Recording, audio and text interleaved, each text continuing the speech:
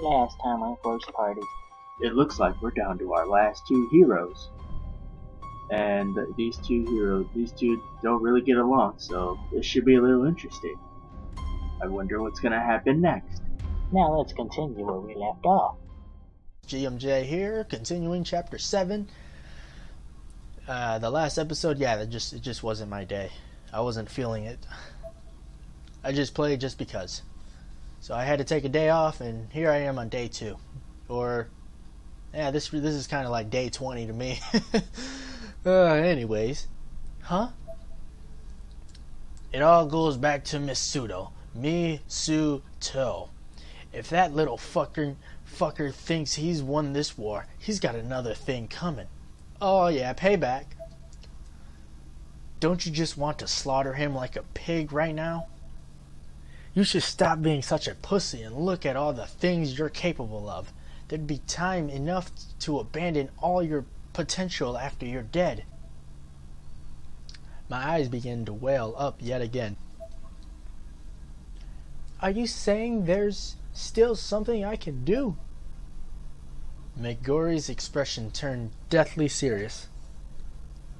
Do whatever you can to bring that book of shadows out of your body and gain control over it. If the book recognizes your determination, it should extract itself naturally.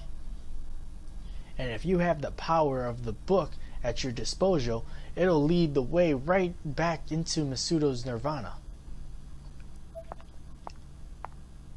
Wait, is she just gonna...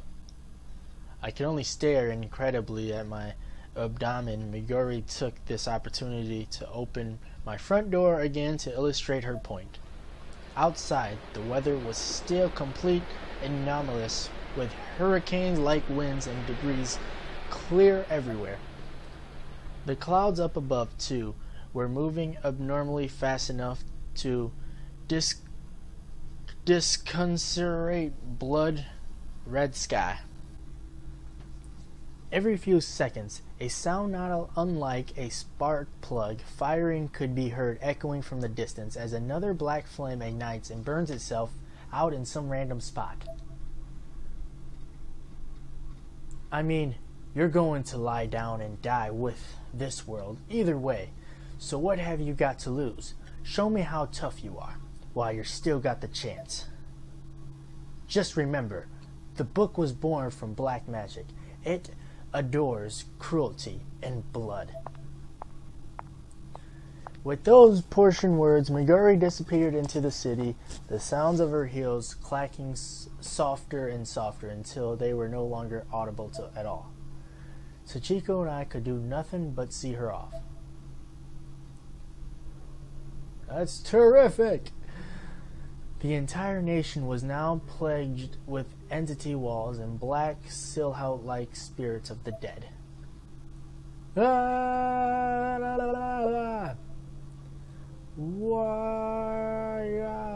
Panicking civilians. That's a lot of civilians. The entity walls were rapidly destroying schools, downtown bypasses, and other crucial traffic cornerstones, and even rescue shelters created countless new casualties by the minute.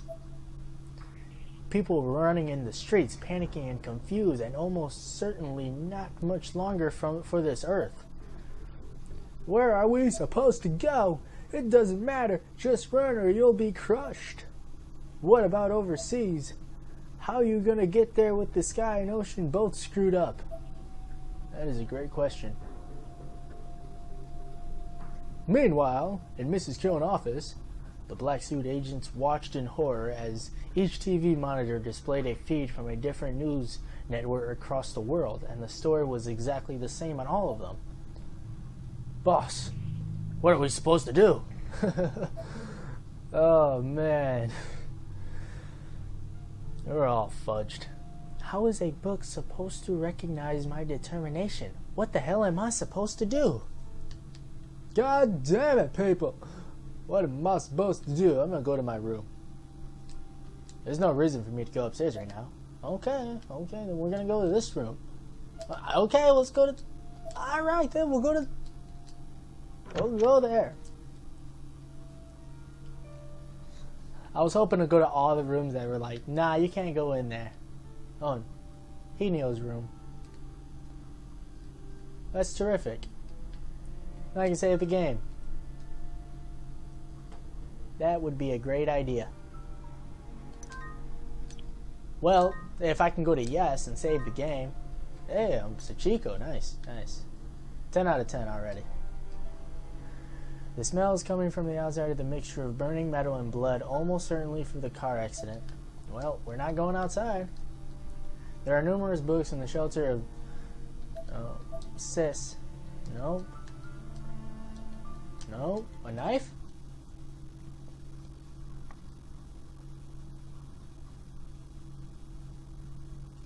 Sis, give me strength. Oh yeah, when you pick up a knife, you feel like you got a lot of strength. In front of the mirror's dresser sat Hino's zodiac dagger. I gripped it in terror, closed my eyes, and stared shaking. Do whatever you can to bring the Book of Shadow out of your body and gain control over it. Just remember, the book was born from black magic. It adores cruelty and blood. No, you're not going to cut yourself now, are you? I couldn't back down now. I lifted the dagger in front of me, posed to plunge it into my body, and carved myself open as Samuri once did in the ritualistic suicide called seppuku. No, somebody stop this woman! But I couldn't go through with it. I was too scared of death, too scared of the pain. I can't. I didn't mean to skip that. Okay. The face that reflected back me into the mirror was twisted with fear. I didn't even recognize myself. But I couldn't see in those eyes all the weights that had been put in my shoulder, all the responsibility I've been forced to bear. I'm a coward. I'm small and weak. The world doesn't need me. I won't be missed. But I can make a difference here and now.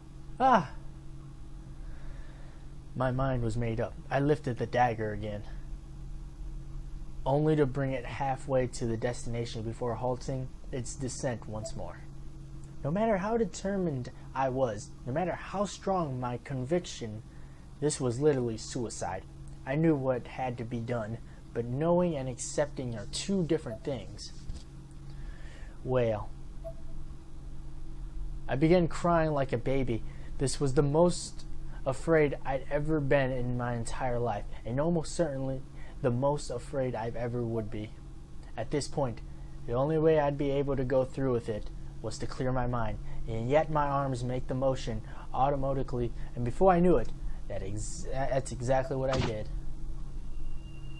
What? Wait a minute. Was this part of the script? Schnick.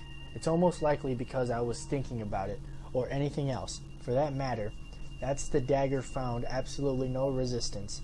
It was like applying excess force to slice a cake. For a very brief moment, I felt nothing, but then the convulsion started. First in my abdominal, then quickly spread it up the rest of my body. My abdomen was now spasming and constricting obliteratively, and the rest of me wasn't faring much better. My entire body was in total chaos.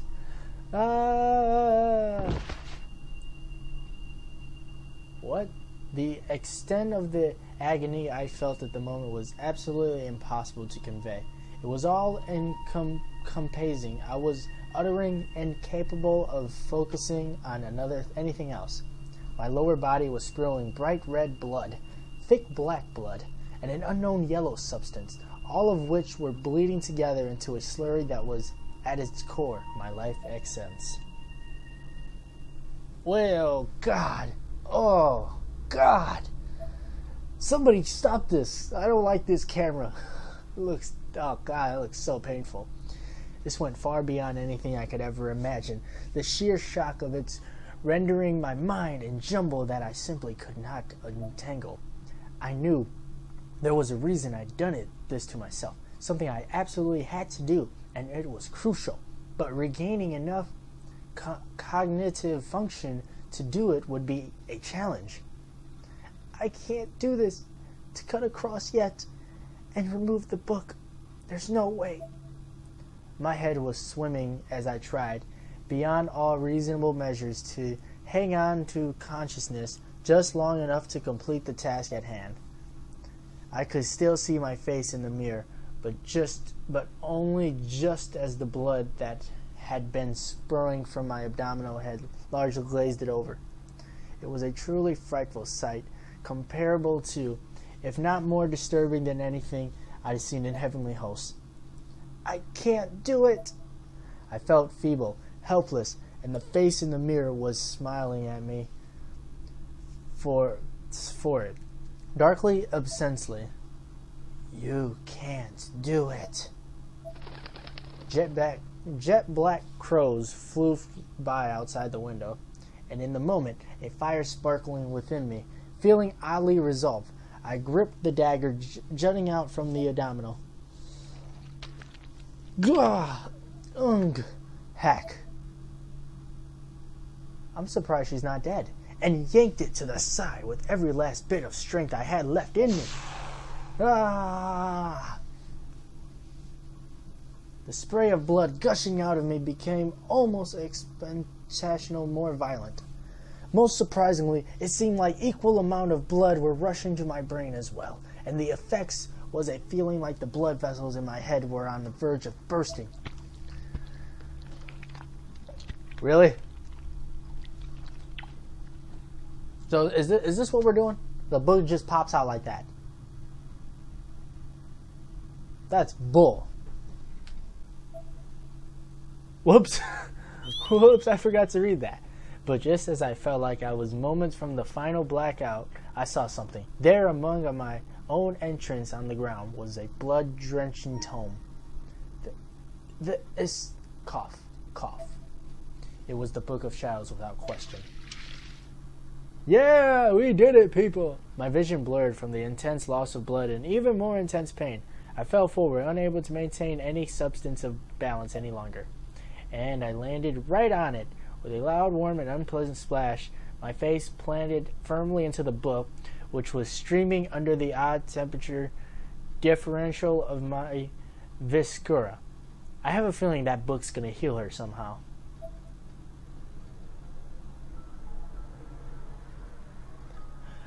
I don't even know anymore. Gasp. I awoke with a start. I was still in Hinio's room. Bloodless, as you can see. Instinctively and frantically, I looked down at my abdomen. There, I saw a scar resembled the one I almost died from during the blowback at Yoshinozaki's house. Runic lettering and all, but that was it. The bleeding had stopped. In fact, there was no blood anymore in the room, and on the floor in front of me sat the Book of Shadow, not a copy, but the original. This is...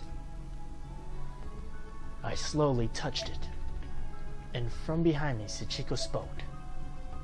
The book has acknowledged you as its owner. She was staring at me with a docile, almost reverent look in her eyes. Interesting. I picked up the book and looked at it, fear and awe running through my now cleared head. Grrr. It grumbled a bit, darting its eyes back and forth. Eventually, it seemed to settle on a specific direction, looking its gaze. Grrr. It seemed to be looking out the window.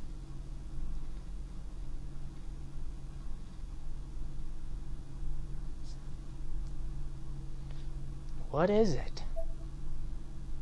Most likely the entrance of to the Nirvana. Wait, Kisaragi Academy is in that direction?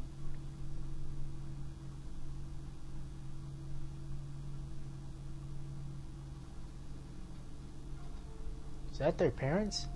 Dad, Mom, thank goodness, I was worried sick about... The world has ended. The world has ended. Dad? Mom? I don't think I'm gonna get the hell out of the house. Oh, I can actually move. Oh, yeah. Oh, okay. I think I should probably run to the door. I'll be back for you, I swear. Sorry, I'm too scared. I'm thinking they're gonna chase me, so yeah, I'm trying to stay out of there. Can I play, or is it just gonna be cutscenes?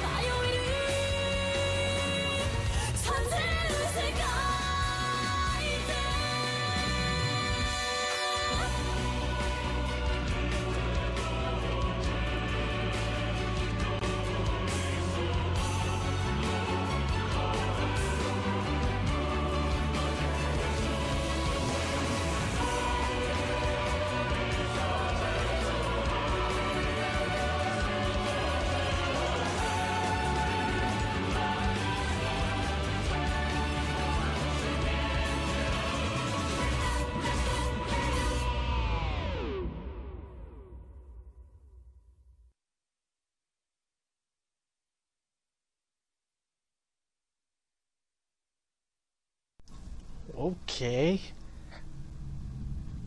That was awkward. It's like I'm beginning a new chapter. Sachiko, I can't believe I'm saying this, but having you on my side is kind of reassuring. Yeah, she's probably... I'm confused too. Sachiko looked at me with sweet, innocent eyes. Onwards to the school, I guess. I don't know.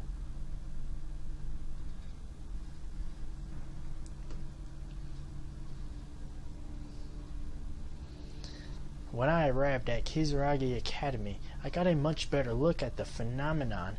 It was like a whirlpool with a red, dully shining hole in its center. Was this the entrance to the ever after? Beyond that is the nirvana. Oh wait, that was Ayumi. Kinetic magic. Like how witches fly. No way.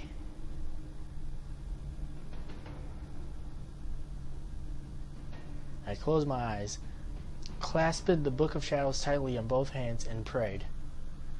Book of Shadow, lend me strength. When I opened my eyes again and looked up into the sky, my body began to float. I was in control of the Book of Shadow. I was a legitimate practitioner of magic now. The moment felt almost like an awakening to endless new possibilities. I'm actually flying. Wow. And right next to me, flying by my side, was Sachiko. Ayumi. Huh? Ah! The momentary loss of focus dropped me out of my trance, and I immediately began falling. Pant, pant, pant. I gripped the book even tighter and concentrated harder than before, and sure enough, I began rising up towards the vortex once more. Be careful, Ayumi. It's the book that's allowing you to use these powers. You mustn't let go of it. Understood. Do. As I flew higher, I could see Meguri sitting on the roof of the school. Looks like you managed to gain control over the Book of Shadows after all. I underestimated you, Ayumi Shinozaki. You even installed an escalator from Kizuragi Academy right up to the Nirvana. Not too shabby. There is one more thing you should probably know, though. The Nirvana's encroachment upon and direction connects to this world isn't really your result at all. Huh? The very moment the heavenly host Nirvana first appeared in this world? No, even farther back, at the moment when the Book of Shadows was first created, the coming of this apocalypse was basically an inevitability. I looked into Meguri's face. She was being completely sincere. The former owner of that book includes Yoshi Shinozaki. All tried desperately to stop it, or at least slow it down. And when they learned they couldn't, they left that fate to the next generation instead. That's why the book continued to be handed down through the ages. I see. What that means is that all would have happened anyways, with or without you. Save for one thing, your actions result in the power of the Nirvana being handed over to Masudo, the surviving member of that fucked up Yugori cult. And you do need to take responsibility for that. Responsibility? You have the real Book of Shadows, but all the power of the Nirvana broken up and distributed throughout heavenly hosts has been absorbed by Masudo's fake book. If you can get it back and seal it though, you can easily outclass him. And if you can go a step farther, taking in the Nirvana's core, then the book will be complete. Now is the time to strike. Go on in there and fuck him up. Before the world ends, let him see the real power tastes like. I'll be watching.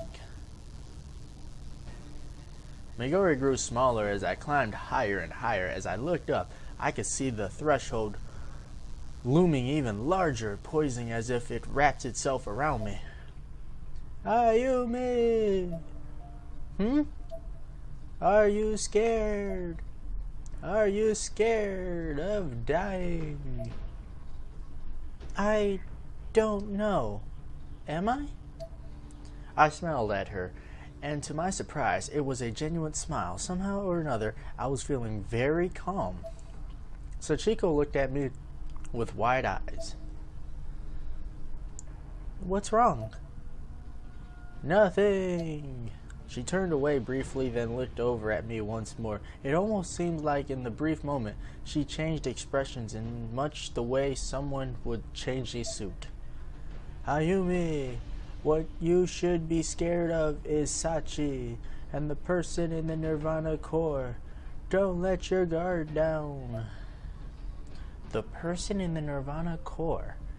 It isn't Masudo? There's someone else. Uh-oh. I don't know who it could be.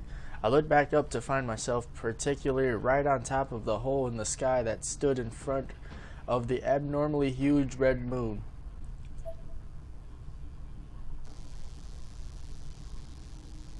Okay, what are we getting closer? We're getting closer. And with the conviction settling, I jumped in.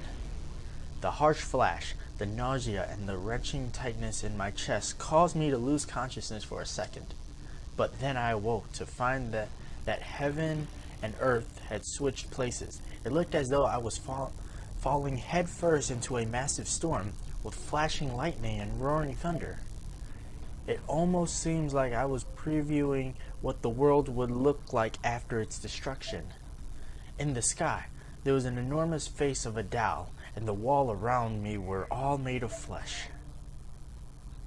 So are we back in Heavenly Hosts, or what's the story of this? I don't comprehend.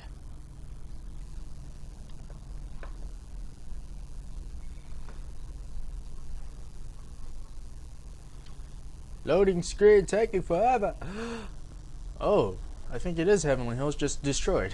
I clenched the Book of Shadows with both hands as I slowly made my launch into the new version of the Nirvana. It was a mountain of rubble. Do do do do do do do. Awesome, I can float. Does this mean I can fly through the game?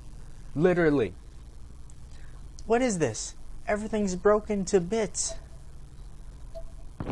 Bam! And just like that, she fell. Ow!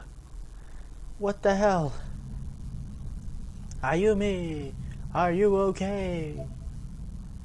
Yeah, I can handle this much at least. I slowly, carefully found my footing and pulled myself back to my feet. This was an entirely different Heavenly Host. It bore almost no resemblance whatsoever to any version of the school we traveled previously. The school's freaking destroyed. Of course not. Heavenly Host Elementary turned into this? Where are the others?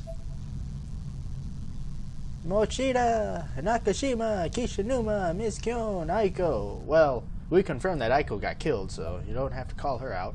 I called out to my friends, but received no answer. Of course. All I could hear was the rumbling and twisting of the air around me. Probably stuff like that. Is that a dead body? Hey, I think it's Aiko. I think I see Aiko's body. There was no mistaking it.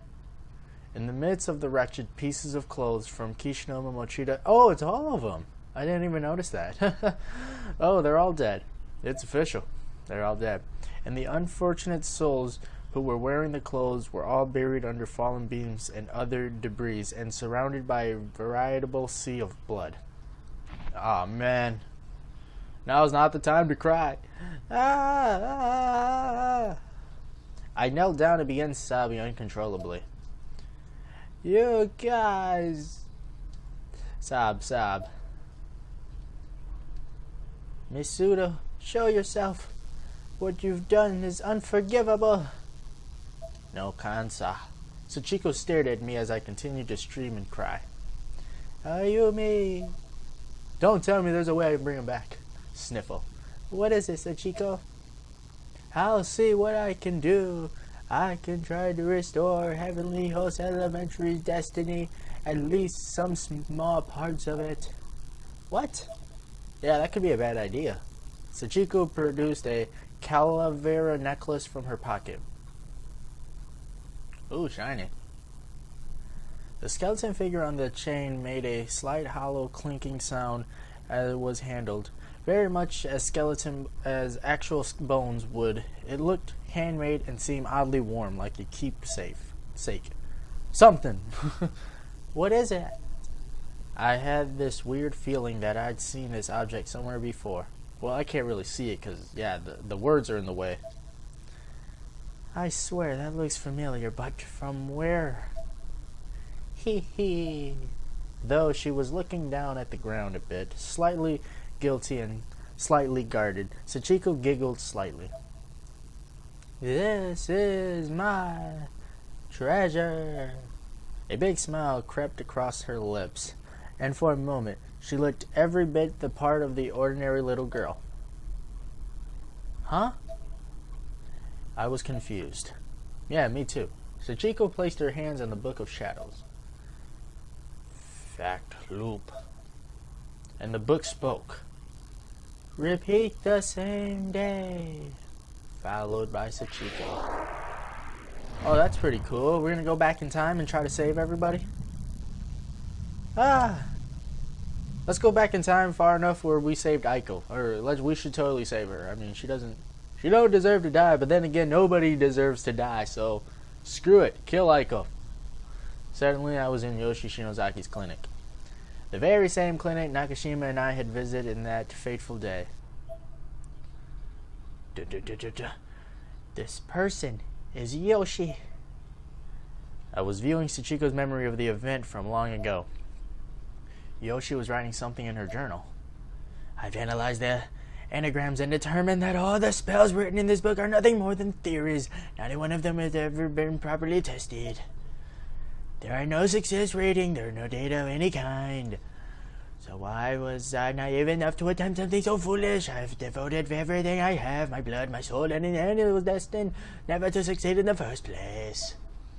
And now the spell's fallen and the Nirvana has escaped from the book. I've created a whole other dimension.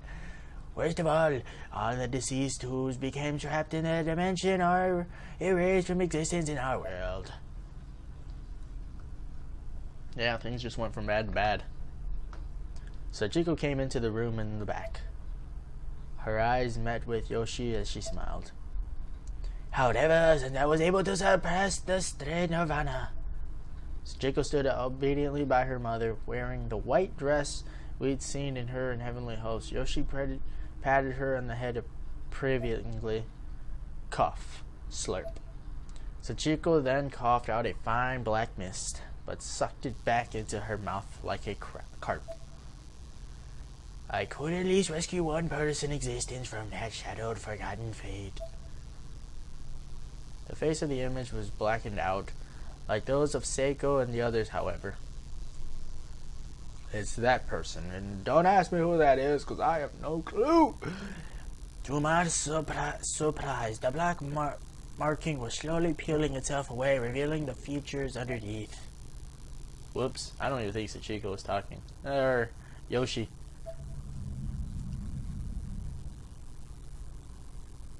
Wait, so was the whole point of that was to show that we can actually bring someone back to life? My vision slowly cleared, and when it did, amidst all the rumbling and shaking, I found myself back in Heavenly Host Elementary. Oh! Bam! Then promptly Sachiko collapsed to the ground. Sachiko! Without thinking, I picked her up and held her limbs, light body, in my arms. She's not dead. No, it's too early for this. She must have used up her spirit energy, as she was clearly drained. She was breathing, but only very lightly. Pant, pant, pant, pant. Poor girl seems to be in pain. Wait, am I actually holding Sachiko? Sachiko was real. She had to have been, or I wouldn't have been able to hold her until like this. She seemed injured, but not in any traditional manner. There were cracks running through her body, each one emanating an unearthly blue, almost Jessius light. Meanwhile, the school itself was also cracking and breaking all around me, making an incredible noise. The roof above began to crumble away, providing a glimpse of the real world. And incredibly, the entity walls hadn't spawned there yet. Gasp! We're back! This is before everyone died! Gah! Sachiko, hang in there! Ayumi, I'm sorry.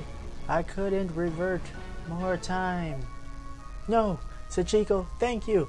That was amazing. You did great. I could hardly believe it. I just complimented Sachiko, of all people, on a job well done. You're praising me. Her newly formed physical body was rapidly beginning to evaporate into mist. My voice was trembling, though I suspected it was less with fear and more with confusion. Yes, that was incredible. You're a good girl, Sachiko. She looked up into the sky. Eyes began to well with tears. She was struggling to speak. Soon, she wouldn't be able to at all. I wanted to apologize.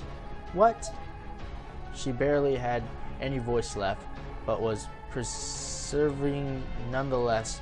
That was clearly something she didn't want to leave unsaid no matter what. I know you can never forgive me, but I wanted to apologize anyways. And with that, she began full-on crying. Sachiko! I couldn't help doing the same. Hick. I killed a lot of people. Hick. Sob. I'm not a good girl. You shouldn't praise someone like me. The tears were trembling down my face now. Sachiko's voice was so mournful, so genuine. But you just saved a lot of people now, too. So, thank you. A massive earthquake shook the ground. Sachiko looked scared, so I patted her head and hugged her tightly. She then looked me squarely in the eyes, gripping her cavalry necklace tightly in her hand as if it were a rosary. It's strange, isn't it? What is? That we're still talking and people will probably die. Why aren't we going out to go rescue them? Seriously, why? Why are we still talking? Anyways, once you know you did right. Passing on isn't so scary anymore. Sachiko! And Sachiko is no more. Sachiko and the blue light alike both disappeared completely. She was gone. Sob, sob. The being I was hugging just a moment ago no longer exists. All I could do was clench my fist and mourn or something like that. The look on Sachiko's face when she asked if I was scared of dying kept flashing through my head. Sachiko, you were the one who was scared, weren't you? I kept my head hung low for a moment, then stood up and wimped the tears from my eyes. Yeah, we should probably roll to the freaking roof of this freaking school. Accompanying the sound of rumbling, one single entity wall was now stood in the real world. The cycle was beginning anew. Watch over me, Sachiko. One Shinozaki to another. Go, go, go, go, go, go, go, go. I laughed. The door was locked and I'm just like, ah, crap, I gotta go around. Ah, fudge. Praise. Good girl. Unfair. Sachiko. This could be bad. This could be really bad. Oh, never mind. God, that was a really short chapter. Well, instead of me saving the game, I'm just ending the video. Wow, that was a lot shorter than I thought. I can't believe I was at the freaking end. Okay, I know. You guys can just pause it and read it if you really want to. Yay, I got extra chapter 5, son. Ending this video also, son. Thank you guys for watching this video. If you guys enjoyed it, hit that like button. Don't forget to subscribe to become a legend. I'll see you guys on the next episode. I'm GMJ. Peace out. What's that? Whimper. Stop! You have to stop this! Please, don't kill her. Sis has nothing to do with this. How pathetic. Uh-oh. No. No, somebody stop!